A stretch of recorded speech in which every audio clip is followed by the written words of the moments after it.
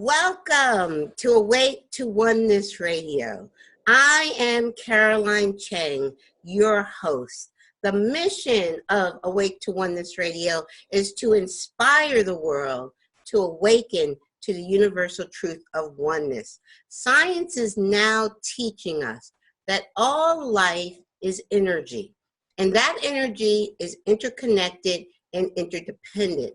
And in truth, what science is teaching us now is we're all one and all connected. Now, ancient wisdom and spirituality has been teaching the truth of oneness for eons, and science is just now catching up. What this means is what you do to another person, you are literally doing to another aspect of yourself. And when mankind awakens to the universal truth of oneness, there will be peace on earth. Today's show topic is near-death experiences with Nadia McCaffrey. Welcome, Nadia, to Awake to Oneness Radio. Now, thank you, Nadia. Now, I discovered Nadia on YouTube, and I've had several guests on the show that have had at least one near-death experience. But amazingly, Nadia has had 3 near-death experiences, which she's going to share with us. Please, Nadia, please introduce yourself and let our audience, our listeners know who you are and tell us about your journey. With pleasure. My name is Oh, Nadia, I can't hear you. All of a sudden, I can't hear you. No, something happened to your microphone. I heard something. Okay, that's better. Now I hear you. Now I hear you. Okay, so I start over? Yes, please. My name is Nadia McCaffrey, and thank you, Caroline, for having me in your show today. Yes, I have had 3 near-death experiences, and it started very early in my life. I was then 7 years old when the first one occurred to me. And I was born in Paris, France. I grew up in the center of France. And for the summertime, I usually was at my grandparents' estate, which was in the countryside and just a gorgeous place. Anyway, I loved the Rhine and I love flowers. And, you know, that was a joy for me to be there with both my grandparents. Anyway, let's go back to this time. Yes. Imagine that little girl of 7, curly brown hair. And I was an only child up until I turned 11. And so I was kind of used to be on my own.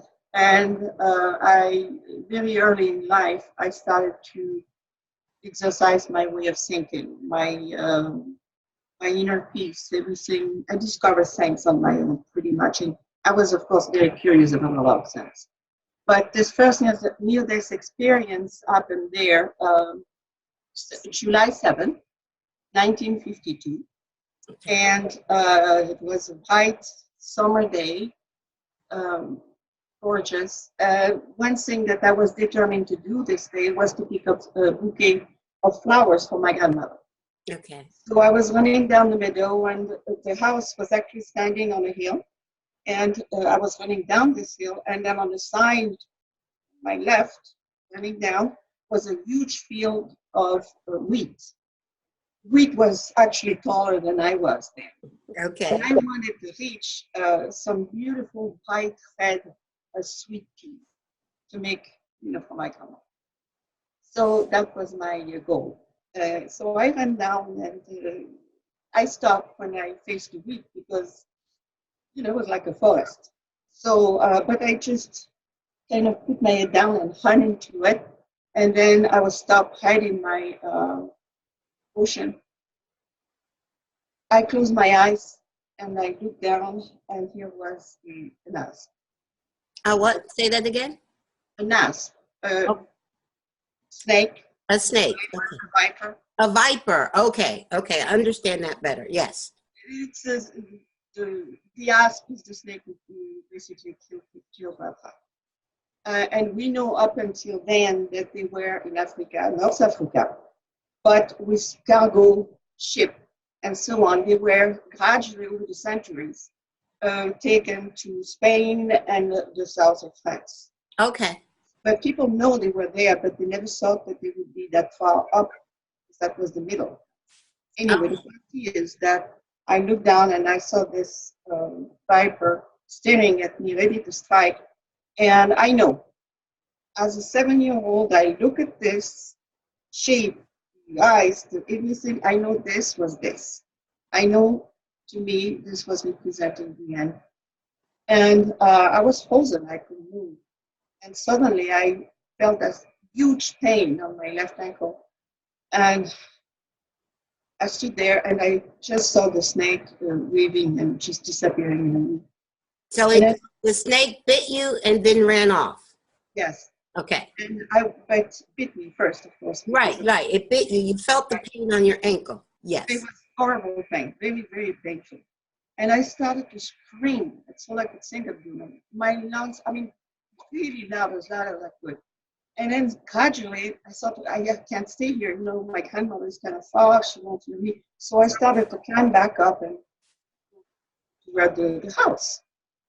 She heard me. And then, of course, she came running down to see. But because I was running, I did this exercise that activated the venom through the heart. I collapsed.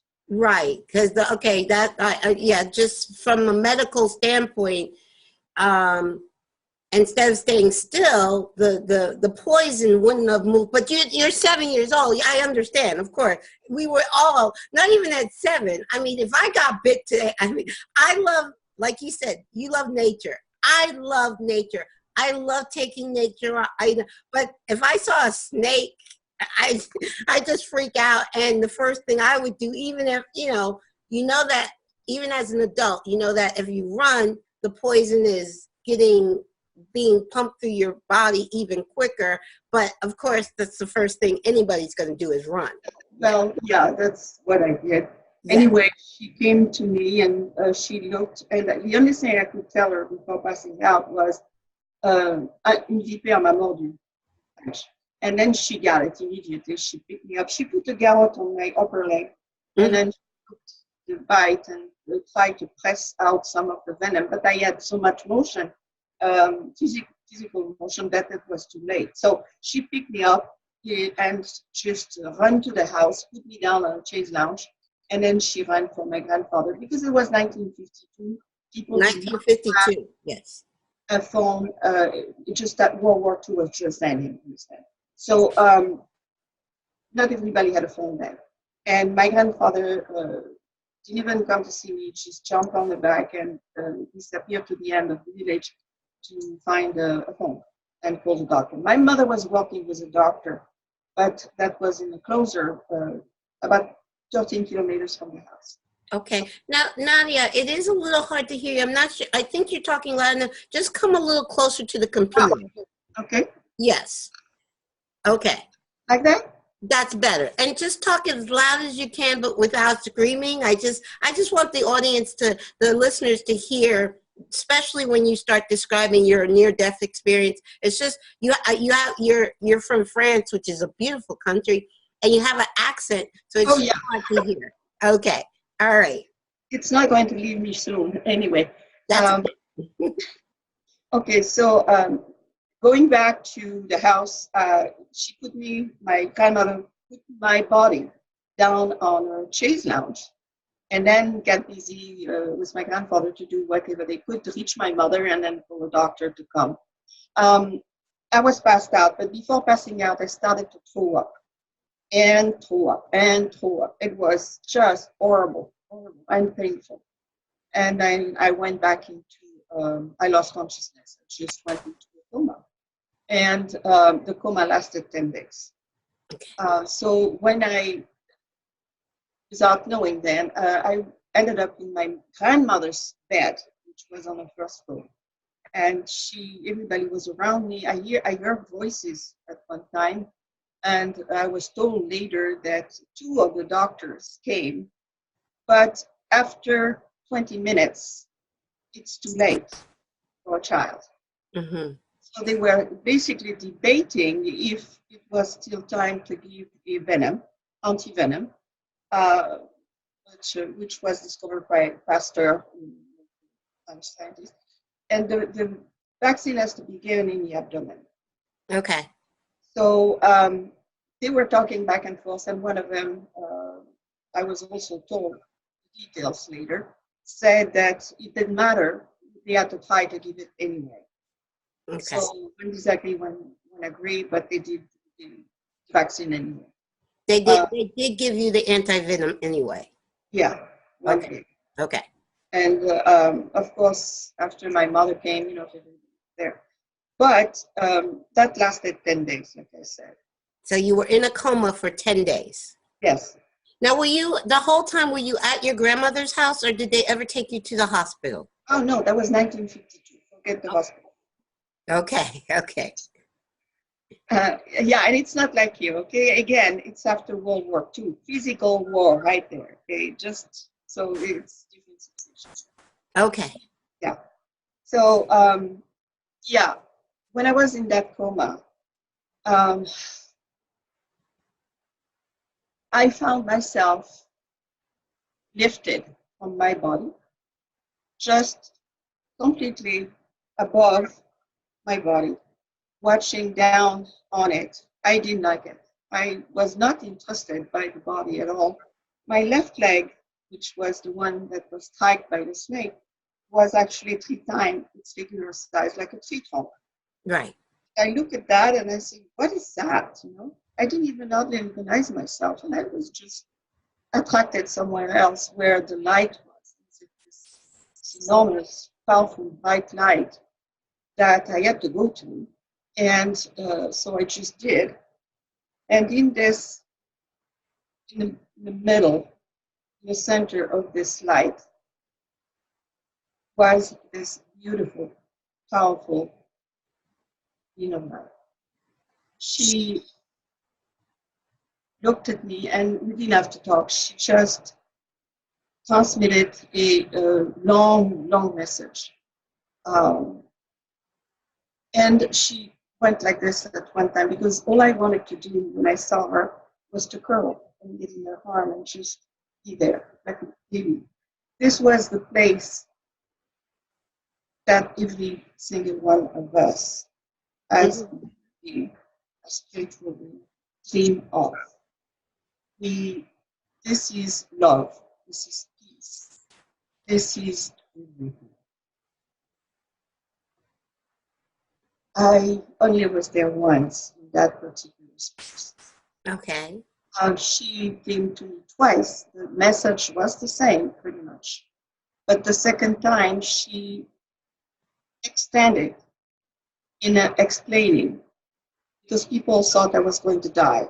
Yes. One did. And gangrene had started where the bite had happened. So either they had to amputate the foot or the second part of my leg. Like, nobody knows really what would happen if I survived. Right. So one thing that she said to me, she said, you will be fine. But a lot of work to do. I always will be with you. And she said to me, je suis ta petite maman du ciel. Just do what? Je suis ta petite maman du ciel. Okay. Which means, I am your little mother of the sky. Okay. Okay. And so I was 7. So yes. I suppose, Yes. So that's so beautiful. And so she let you know you would be okay, even though your leg started, the bite area started to get gangrene. And normally with that, they would have to amputate, but you knew, she let you know everything was going to be okay. That I would, yes. Yes. And she said, you have a lot of work to do in your lifetime. And basically, everything that I will do is to serve people, help people. Yes. Okay, I didn't understand much of it at the time. Yes. And nothing that she said was clear. Everything was metaphor. So it took me over 50 years of my life to start understanding some sense of that message, of those Mm-hmm. messages. Yeah. Yes. Including my son, who was shot and killed in Iraq. That was part of the message. Mm. There Now, too. I have a son in spirit too. So that she gave you at 7 years old, um, she gave you the message that you were going to lose a son. Yes. Oh, wow. Okay. Amazing. But no matter what, I would have to keep my arm with my work. Mm-hmm. And I did. Wow. Well, I just want to interject here for a second because, like I said, I have a son in spirit. My son transitioned, and I say there is no such thing as death.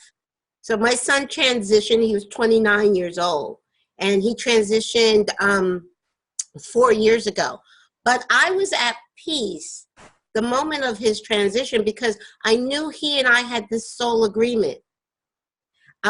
Just from it's a long story and I don't want to get into my story, but I knew at the moment of his transition that he and I had a soul agreement and that he wasn't leaving me. He wasn't going anywhere. No, I know.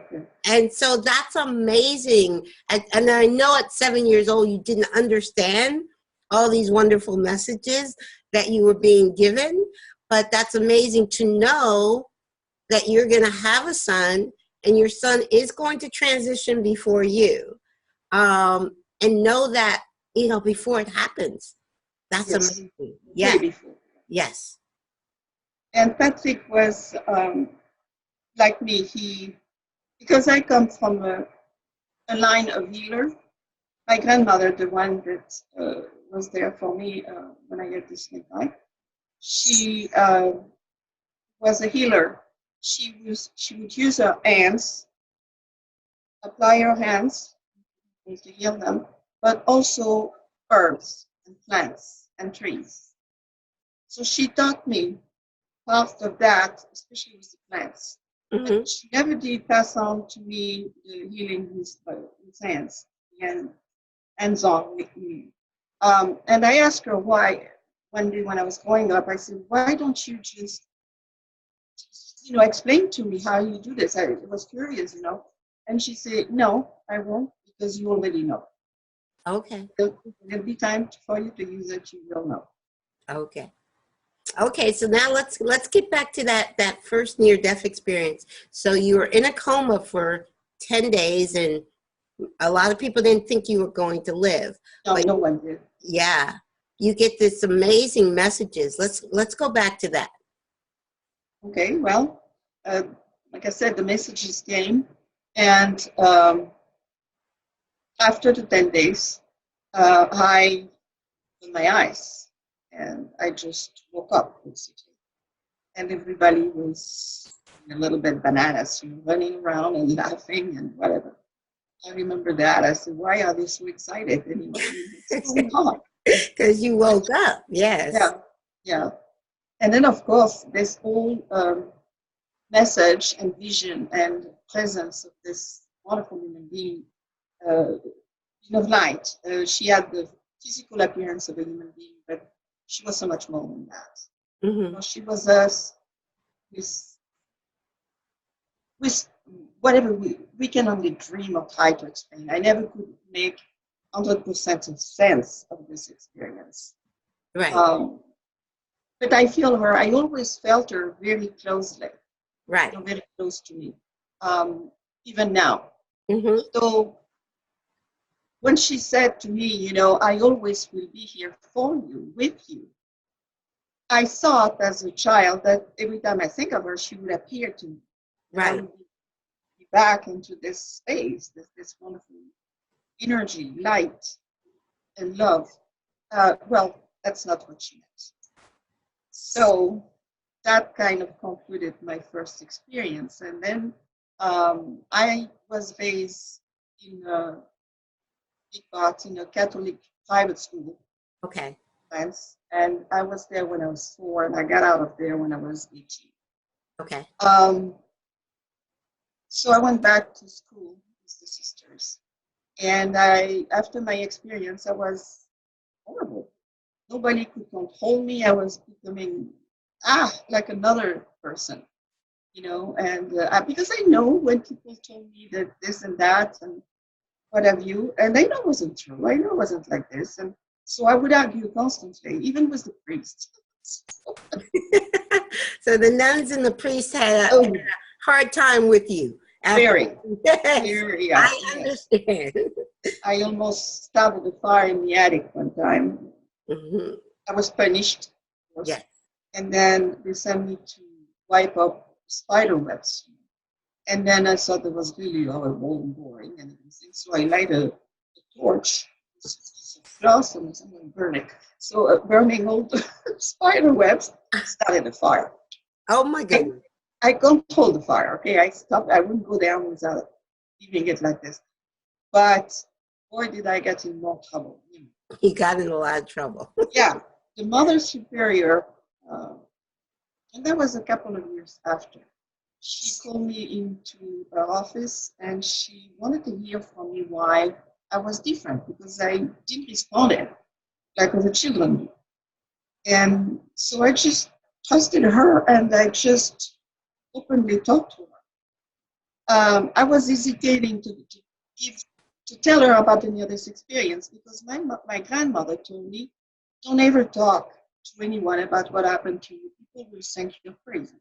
And I will bring you nothing but grief. So I wasn't sure if I was going to tell her or not, but I didn't, but she understood it.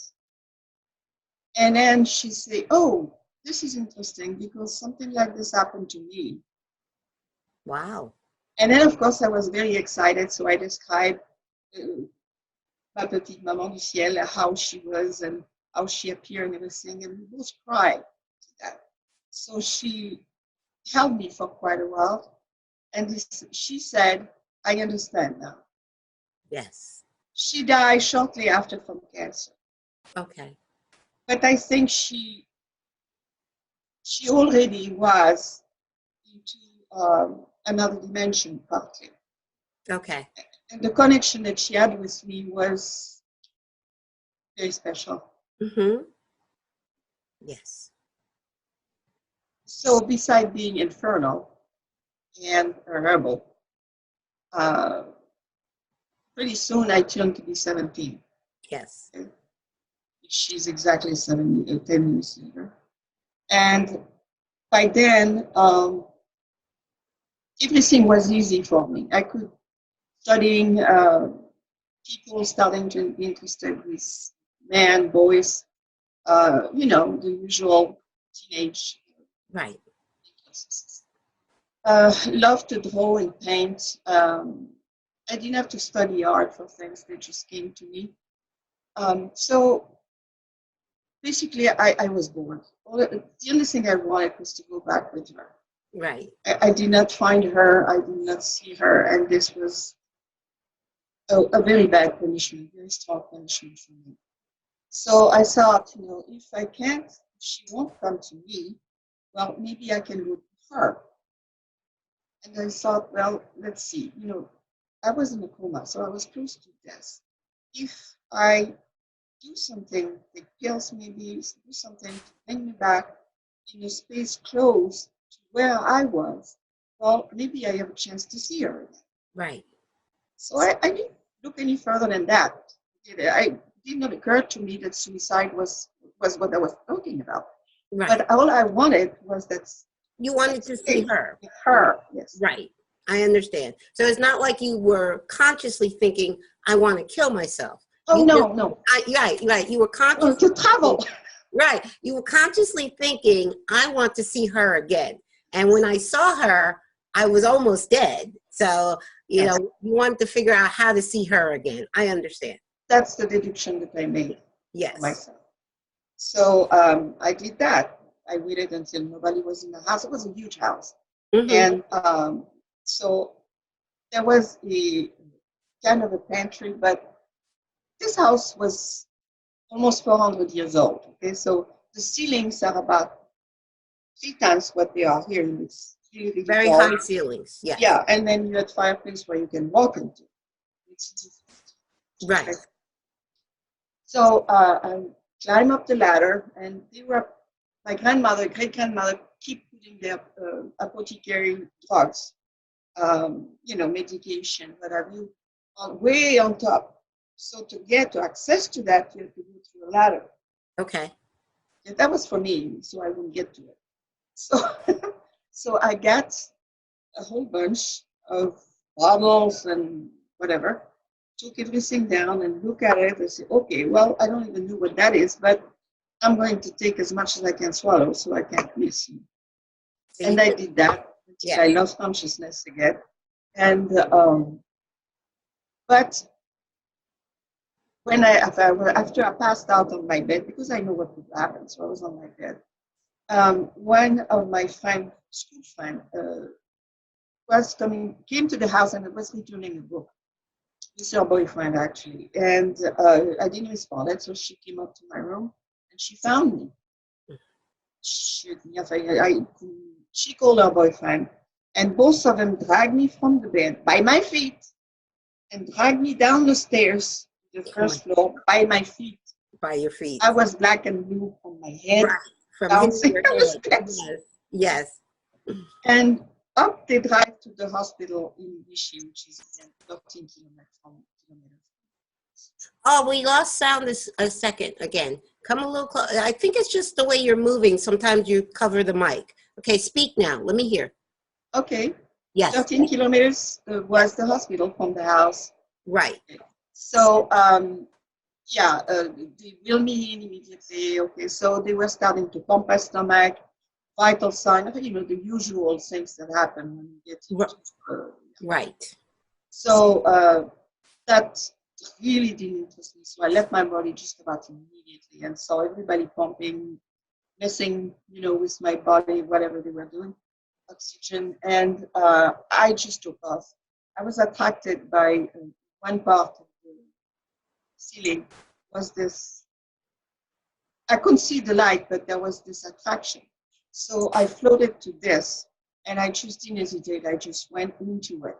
I was kind of sucked into this space. Not very nicely. It was pretty rough and a little scary, dark, until I was spit out, basically, into the light. Okay. And here I was again into the light. In the light, right. Yeah, it was a huge, bright, powerful light. As loving, it was the light that I was in before, but different. And there was no beam of light to welcome me or to talk to me. But I heard this huge voice coming from everywhere, saying very strongly.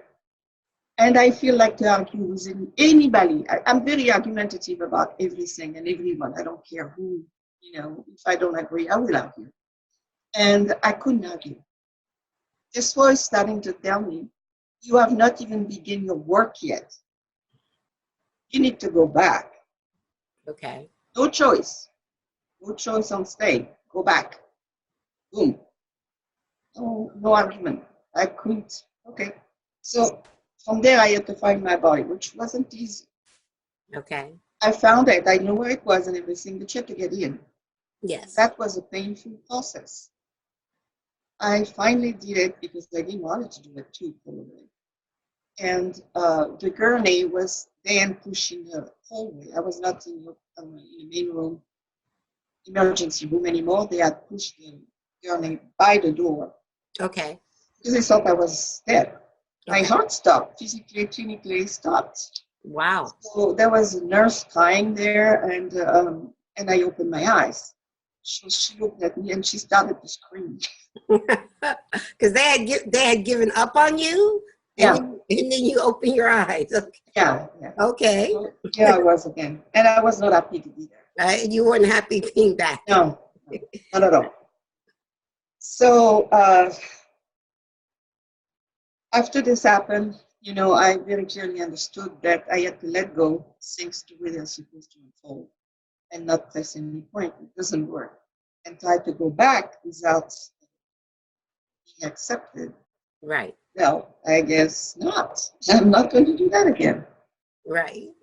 So whatever I have to be here for, I need to be patient, accept it, and go through it or not, but be there and try to do whatever. And I always thought I call it a mission. My life is a mission. Your life was a My mission. life was from the time I was little A mission. now. Yes. And after this, I was 17. So after this, I got married. Um, I divorced the man, the poor man, 6 months later. I was still very much a rebel, and Right. not out of control. But and on top of this, I was given some gift. On top, you said on top of this what? The second near-death experience that I just went through left me some gift, so-called gift. I didn't thought they were gift. I thought they were more curse. But I could look at the person and be able to tell when this person was going to die and how. Mm. Yeah, right. Okay. I told my mother that. Now, would you do that? No. I felt so anyway. And I could also see births, people who are going to have a new life coming into theirs. Mm-hmm. So sometimes walking in the sidewalk, I would stop and smile at somebody and say, "There's a baby coming." People didn't know me. I just said. Right. Until I realized that I better keep my mouth shut because the information that I was giving people were not wanted. She told you what? Say that again. The informations that I was giving people were not asked for. Okay. I understand. Yes. Yeah. So, and I understand that it could very strongly hurt people as well. I mean, if you tell somebody, my mother died a very painful death. She died very young, 49, from leukemia. Mm-hmm. And I saw the way she was going to go, and I told her. Okay, I see what you're saying. Yeah. No, I would never. That's very, very true. What you're saying is very true for people to understand that when you do have gifts of the spirits and you have information, but it is important to know that if that information is not asked, it sometimes can be very, it doesn't get well received. It's a cosmic law. Yes. If you want to know, you need to ask. Yes. If you don't want to know, you don't ask. Exactly. Yeah. Exactly. I understand exactly what you're saying. Yes. So my life was kind of chaos. I divorced him, and then I met my husband in Paris. I was in Paris studying for art and deciding which field I was going to go to. I was not that precise and clear about it, but I know it was connecting to art. And my scholarship was provided by my grandparents, but they require from me that I would work part-time to pay for my studio. Okay. So my logic. So it was okay. And where I worked, it was a small restaurant. I met my husband. Okay. And he was American. Still is. He still is. Okay. Yeah. Yes. He was working at the embassy in Paris, but he was not wearing the uniform. Okay. So that's where I met him. And we, after a few times talking and whatever, we went out. And after 2 years, we got married. Okay. I came to Canada. That's why I'm in California. Yes. Anyway, we're divorced now, but that's we love okay. each other. Yeah. Yes. No, after my son's death, it was different. Yes, and that's very true what you're saying. I work with an organization called Helping Parents Heal. I don't know if you're familiar with Helping Parents Heal, but that's very true what you say. When a child transitions, it doesn't matter how old. How old the child is, if the child's an adult or a child, still a youngster, it doesn't matter the age, but it does something to a couple. Either it can bring a couple closer, or it can tear a couple apart. It really, yes. So I understand. And we both were destroyed, basically, on a physical part. But Bob didn't take it the way I did. What I did, I invested my sadness, my grief, my energy, this veteran. Okay. Before this, I'm going forward a little too fast. But after my second near-death experience, then I met Bob in Paris, and then we got married, so on. Came to the US, and after Patrick was born 2 years later, when he was growing up, I stayed home and wanted to be here for him. Mm-hmm. The neighborhood, the old-fashioned neighborhood, we all know each other. We all had children. So Yes. we would get together, all kinds of events would happen. And the neighbors started to ask me to come and help out with the transition of a loved one. I don't know why, it just started that way. So I know what to do. I just walk into the house and I know exactly what to do, how to be there for them and help the family at the same time. And I started to do this, few people in the street where we lived. And then I said, well, Patrick was going to school then. Why don't I do this regularly for nursing home and maybe the VA? Yes. And I started to do that. Okay. And then I was a metaphysical student for a long time already. I saw the importance of transitioning. Yes.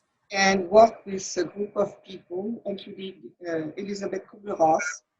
I met and I worked with her principle of living and dying. Mm-hmm. I really liked it because of the difference that she had with the traditional way of handling people at the end of life. It was like a new dimension. She was a pioneer in that, and I still like it a lot. Anyway, I worked with that, and I started my own organization that I call Angel Staff. Yes, I saw that. Angel Staff. Yes. Yes. So I studied that. I gave lecture, presentation at different universities, even high schools, on living and dying. The main thing is that I discovered people are afraid by death. Death is taboo. We don't talk about this. What I see and realize, not just with me and my experiences, but with people that I work with. Okay. Earth is what the time where we are from this place. We come to this earth, we go as a circle, and when it's time to exit that circle, go back home. Yes. The full circle. If you understand what this is about, you're not afraid to live. Exactly. And you can very peacefully, strongly be there for those who need you. Yes. This Yes. time of transition. Very true. I just want to reiterate what you just said for our listeners. You're basically saying you saw that a lot of people are afraid of death, but if they understand that we come here, and I believe personally, we come here as a choice. We choose to come here, and that it's just like when you come here and you transition and you just go back home. So there's nothing to be afraid of. So, like I said, I don't even like the word death. I use the word death because people understand better when you use that word. But to me, it's a transition. I agree. I agree with you. Yes. I work with the regular people. And if I say transition, they can, so I have to use their words. Yes, you use their words so they understand. Right. Yes. Yeah. Yes. So that's what started, and it took off very well. I mean, I started to meet very well-known people. I started to work with different big organizations, and when I started to do this, I was so devoted to it that I would take one-on-one work with the volunteer, but mainly what people didn't want to do. Right. Cases were way too hard for one person. Mm-hmm. And I'm very proud of this. It worked fine. And I have not sat with a person in transition process who was in turmoil. Okay. Everyone that's just the way it was. I'm not saying anything else because I have some of the volunteers who had a bad time. Mm-hmm. Very, very hard for them. But I stepped in and helped. But the thing is, you have two ways. If you prepare the person to be ready for that different space and level, then you elevate your consciousness in such a way that basically you're at peace Yes. and ready to handle just about anything. Yes. Yes. So if you pass this peace, it's contagious, It's like somebody's time to young. I mean, it just pass it on. Mm-hmm. And if people see you strongly behaving in peace, they will feel automatically in a safe place. Yes. Yes, definitely. Yes. Right. The best way to pass on that peace is to demonstrate, to be a living example of Inner that peace. peace. Yes, I agree 1,000%. Yes. Now, I did share. Please share with us your son, about your son's transition. Mm-hmm. Well, we're getting to that. Okay. I was the workshop and training for the dying. Mm-hmm. Quite a few interesting experiences happened there too. I don't know if you want to hear that, but at one of the training in San Francisco, Okay. where we're training in a big church, Mm-hmm. Notre Dame de Victoire, it's a French church. Anyway, we had about 70 people training with us for 3 days. That started Friday, Saturday, and Sunday. Okay. And of course, we had professional attending, like counselor, and because we had people who had grief that came and needed to support and understand. So we had, okay, anyway, so here we are. So I was sharing the room for the next day with one of the trainer. Okay.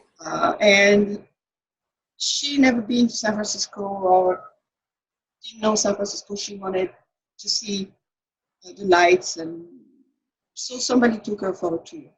And I went to bed because it was Mm-hmm. instead my day started really early, and I just wanted to go. And so everything was dark, and then I turned off the light, and I was asleep when she walked in the room.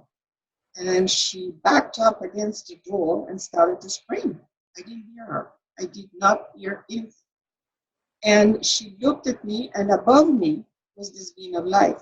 Oh. Standing just in the air, mid-air, above my body was this being of light.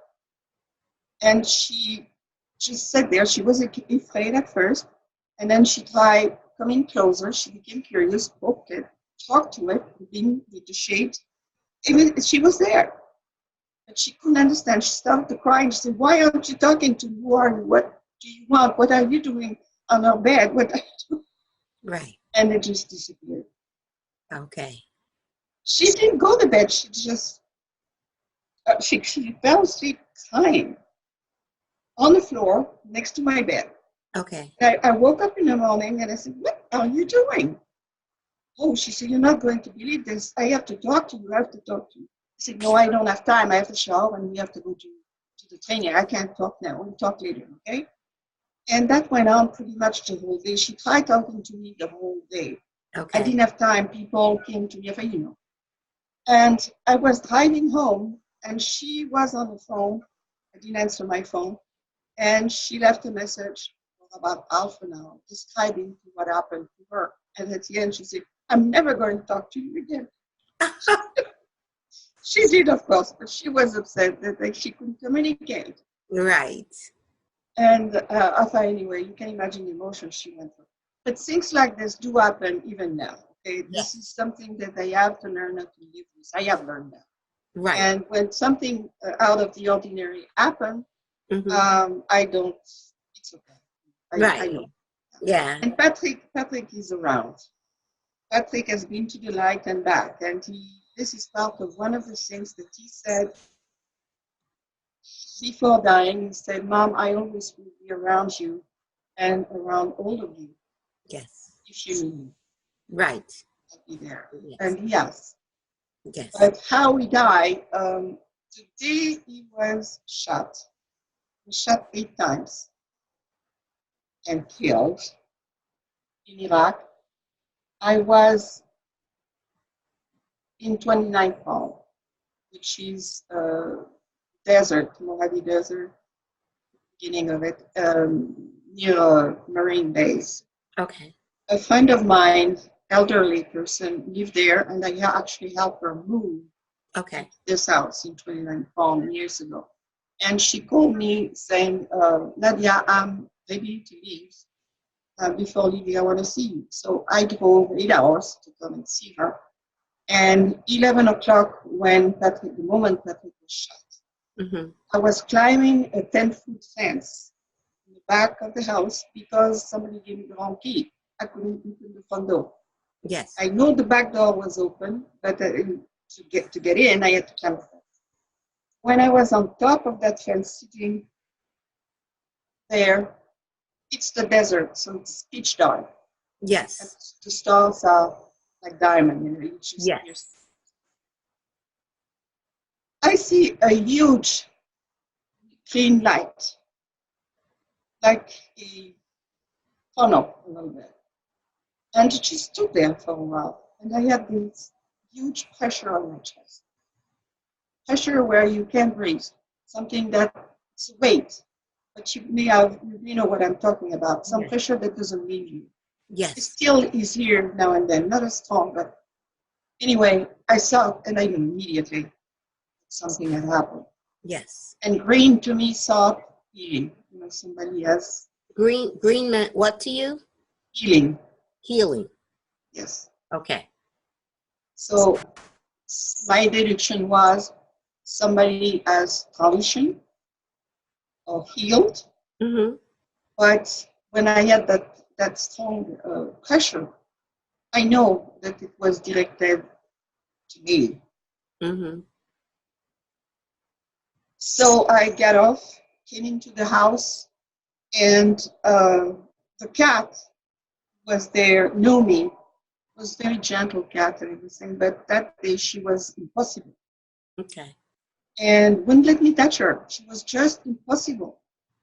So I finally let her in her room and closed the door, made sure she had food and water, and in the morning opened the door, but she didn't stop the whole night.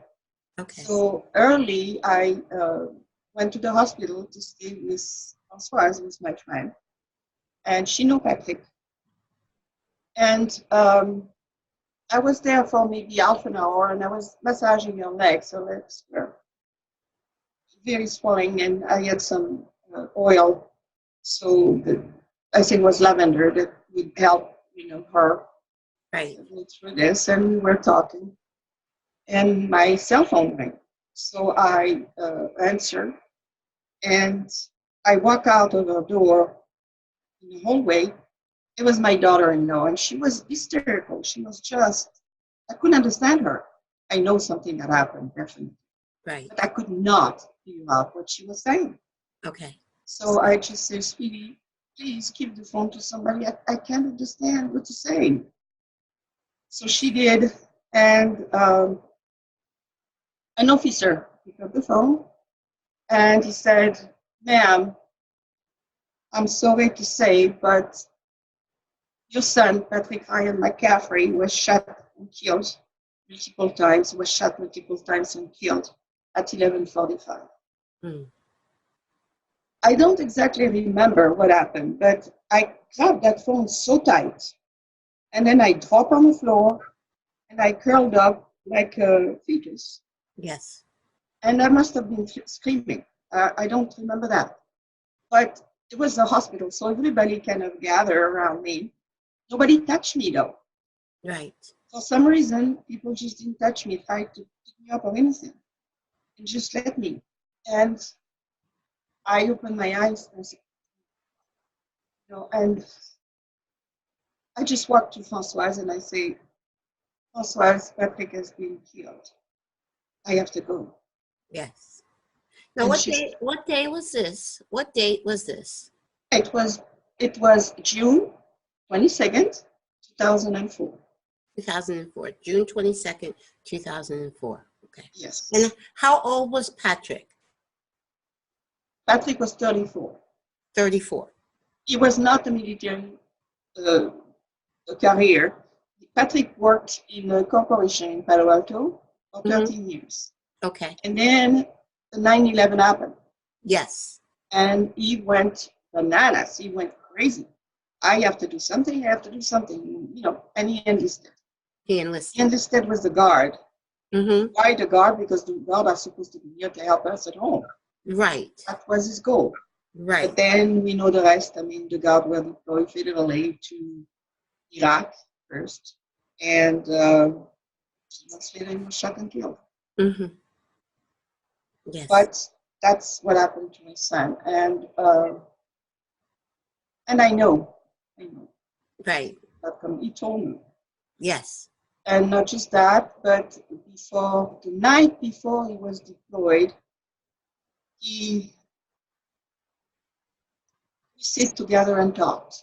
Yes. And that's where he said, Mom, don't forget, if something happened to me, I always will be around when you need me. Yes. And I will be there as long as all of you need me.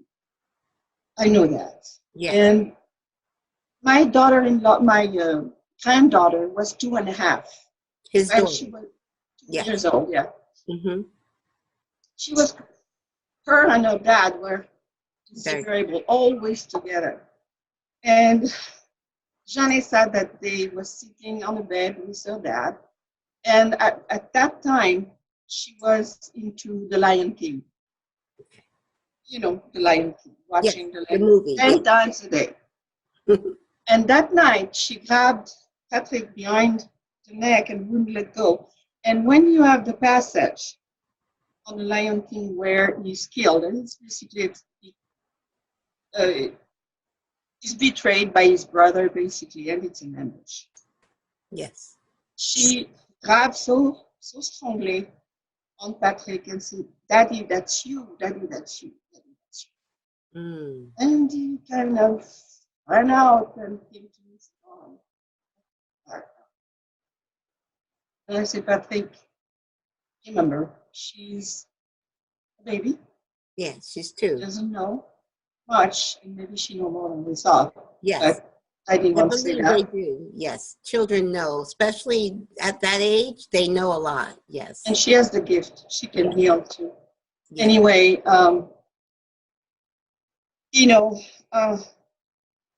and after the day after he was gone, so I sat with Janice to watch The Lion King again. Mm-hmm.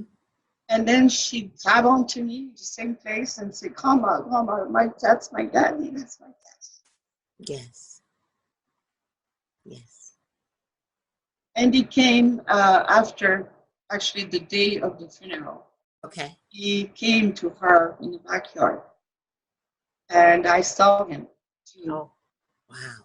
But she saw him with the uniform of the way he left. And she was so excited, she started. Uh-oh.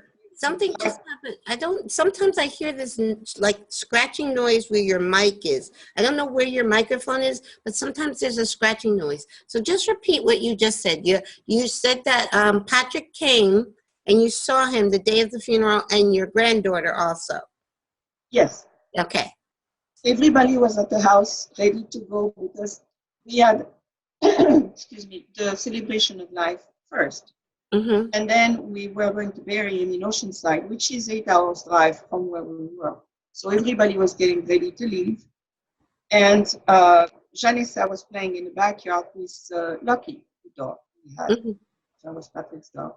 And she ran in the house, grabbed me by the sleeve, and come with me, come.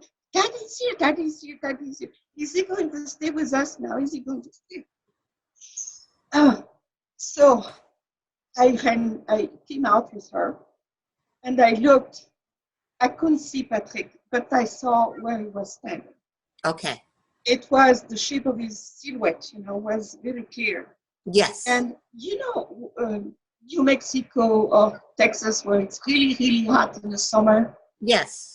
The heat gets looks like a wave. You look, and this is forming. Yes. Shaping things. Yes. his silhouette where Patrick was standing was like this. I see. Yeah. Yes. I understand. Yes. Yeah. I didn't hear anything, but then he disappeared. And then she sat on the floor, on the ground, and she said, "Come on, why isn't he staying with us?" Mm. And I tried to tell her, he says, "Sweetie, he's going to be here as many times as you want and all the time that you need him." Yeah. I talked to her. And she Mm-hmm. believed that. She was okay with that. Yes. And when she saw the coffin, she looked at me and she looked at the coffin and she said, "Come on, Daddy's not here, huh?" Right. He's not in the coffin. No.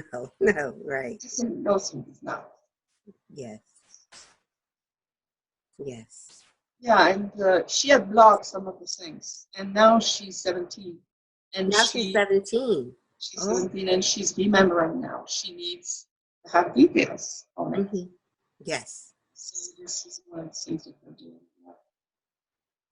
Yes. So going back to the near-death experience, I worked with the dying, living and dying, for 18 years. Okay. Patrick was killed, and then I stopped. I look around, and I don't know for what reason that is, but his unit coming back, and even the soldier that didn't know me started to contact me for help. Okay. So I'm supposed to help, right? So that's what I did. I became an expert on many things, went to the VA, took classes. I'm a PTSD, TBI class. We started the first conference for TBI, education, after people come back home, why there is a certain behavior or acceptance, after we release from the war. Right. And I was on the radio and television all the time with this. I would travel to Washington, D.C., talk to the minister or the secretary of the VA, with generals, General Hellman, General Casey, General Cherry. And that's when they started one of the first group and organization to welcome soldiers who have had PTSD and to recognize PTSD, because it wasn't at first. Right. It was very, very difficult. So that became my work. I just launched in that 100%. And I didn't take down the grave. I did with them, because each soldier that I see, men and women, I saw Patrick in them. Right. I still do. And they call me mom. That's how we done it. Even today, I don't pass one Mother's Day alone. They either call me, send me flowers or something. They came to see me. They always. What I did then, I opened the house to a young vet who were homeless. So it was a 4-bedroom house. And I started to have people coming from everywhere. The first one was from Texas. He was thrown out of the VA in Texas, in Dallas. He had a broken back. He had metal on his leg. He was basically walking with a walker at the time. No chain. He was so skinny, and nobody wanted anything to do with him. So he asked if he could come, and I said, "Okay, find somebody to drive you, and we'll figure it out." Okay. Right. He didn't get any benefit then. So the first thing that I did was to drive him to the VA, put him into the system. After this, he needed to be evaluated for PTSD and TBI, to receive their benefit. And once they did that, they needed to keep up with PTSD. It doesn't go away. You need to treat it, understand it, keep it under control. Yes. So that's what we worked on. He stayed 2 years with me, and then other came. The second one was a young woman from Pennsylvania, just discharged from Iraq. She wanted to stay a couple of months with her mom, and her mom said, "No, you have PTSD, I don't want anything to do with you." So she ended up living in her car. She found my website, called me, and I said, "Come on, we'll figure it out." Right. And then they keep coming. Over the years between 2006 and 2012, I had 29 veterans who stayed at the house who now have a life. Nobody fell back. Beautiful. The young woman is one of the big success. She had TBI too. Okay. But I was with her for evaluation. I was there with the doctors. She can sometimes explain her behavior, very well. Very good. So she got her benefit. She moved out a year and a half after, got her own house in Oregon. Now she bought a house in Georgia, got married 2 years ago. She's a baby. Wow. And we have clothes. Amazing. So now you're totally doing your mission, your work that you were told of at 7 years old, but you had no idea what that was going to be at that age. But before, I know that you've had 3 near-death experiences. We didn't get into the third one. Can you share that third near-death experience with us? Right. The third one happened before Patrick died. Okay. Yeah, it was 1999. 99, okay. Yeah. At the time, I was working with living and dying. So I was sitting at the bedside of a lady who herself was in a coma. We took shift, like I took 12 hours. The person after me would take 8. I think, we just work it out this way. And I just got to her, this lady, check her, got organized, and I sat facing her at the end of the bed, with facing her so I could see her, facing in case something happened. And I started to read to her or talk to her, something to connect and make her. I know people can hear me now. I did so. Yeah, and that went on for a while. And then suddenly I felt like I had fever. I felt really, really hot.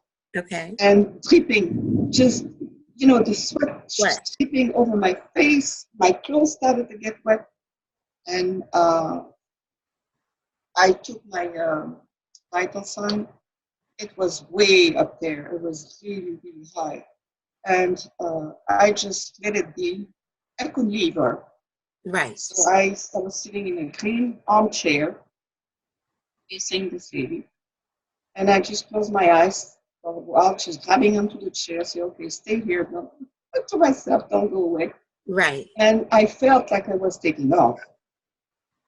And I look around me and I see one thing that I look at, my hair were glowing. The chair was just glowing. Okay. But not the floor, so just me and the chair. Okay. And I say, I understood. I knew immediately. I said, okay, let me go again. Now, here we go. What do you want now? What's going on? I got Ready to, okay. And I let it go. I let myself go. I just relax. What's the use? You can't do anything. Just let it go. Oh, and very, very fast, I was taken into another dimension. And I think I passed out because I just don't remember what happened with the body. So I just saw this dimension. It was very, very captivating and very intense. Very, very intense. And you heard of life review. People who have life review. Say that, life review. Yes. Yes, okay, I have. This was a life review, but not my life review. It was a life review of the earth. Oh, wow. Amazing. Yeah. It was a little bit of the past, the present, and the future. But we had 2 futures. 1, 2 futures. 2 futures, yes. At the time, we had a choice. 99. We took the wrong turn. Yes. But that was our willpower, our decision. Consciousness needed to be elevated to a point where it wasn't ready. So we found ourselves into what we were. And in this flash of pictures. It's like a film, but very fast film, but it's you are in it. You're part of it. You are very much not just in it as acting, you are part. Yes.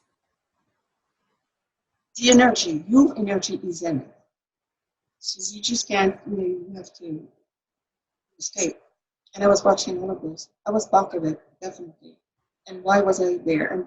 And there was some pictures that were shown that I found afterward, like a sky red, like I'd never seen before. Mm-hmm. You know, when you have a beautiful sunset, you have these magnificent colors. Yes. It was a red that I haven't seen. Wow. And everything around this red sun was a gray everything. Mm. Plants were gray, people were gray, desert, skeleton of trees, destruction, basically, sadness, lots of sadness and anger. But I was part of it. Mm. So what was that all about? I found out. But after Patrick was killed, I decided to travel to Iraq. I wanted to see where he died. Yes. I wanted to breathe the same air. I wanted to be there.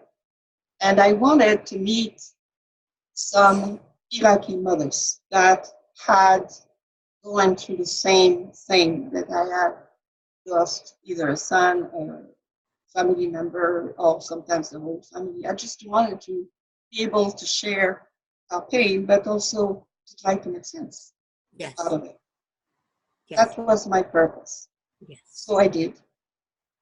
We couldn't go directly to Iraq because border is different. Over there you have a double border. Mm-hmm. And between the two borders you have a void. And it's very dangerous to go through that void. People get stuck there and can't come out. It's a different place. Right. But people heard that, and my face was in the newspaper, so people started to be curious about it. Mm-hmm. So some of the people who could travel, so some doctors, some professional people, came from Iraq and meet us in Amman. Right. For them. So we ended up having a large group of people that could share their experience. And this was taped. We needed a documentary of it. But I know what to expect. I know I would be the bad guy. I know that everything was going to be blamed on me. I was ready for that. Right. So I went through it. But the result of it is amazing. Yes. Because the people that I have met, a couple of doctors, lady doctor, were so strongly against me. And at the end, wouldn't even talk to me directly. I had to have a translator. She could speak English, but she wouldn't talk to me. Mm. And at the end, after we exchanged, that lasted a few days. Right. We exchanged, we saw films, talk about our children, our family that we lost. Yes. We understood each other on a soul level. Yes. And the energy was completely different. Yes.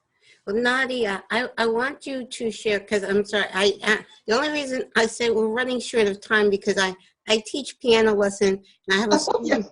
I have a student coming in a few minutes, but I'm sorry. No. Don't be sorry. You're just so you have so much to share with us. I mean, you have your near-death experiences. You have a son that's in spirit. One of the things I like, if you've never heard of the organization, Helping Parents Heal, because I know that, like you said, you want to help parents and anyone that has a loved one on the other side.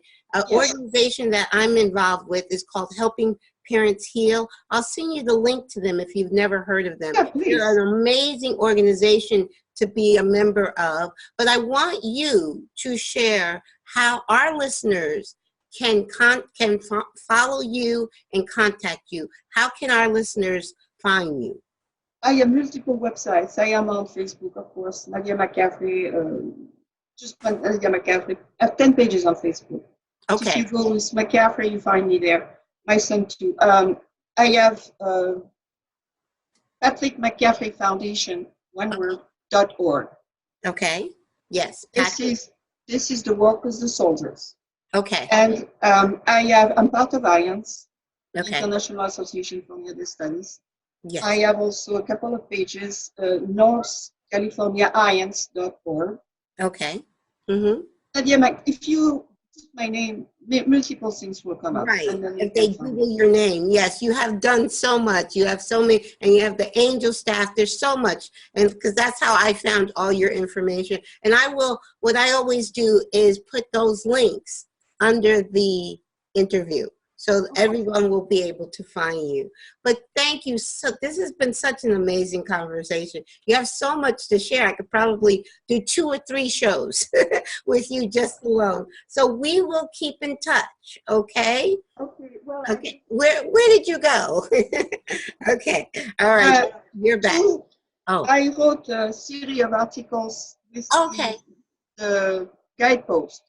Okay, show that, yes. Yeah, and it's, I think it's out now, it is out now. And I just had another one, it's them, where the near-death experience are. Hold it up so I can't see it. Yes, okay, yes, okay. All right, mm-hmm. Yes. And I am in multiple books too, research book and children with near-death experience books. Yes. Multiple, so. Yes. Well, the next time I talk to you, I'll talk to you about a dream that came to me and I found a grandson.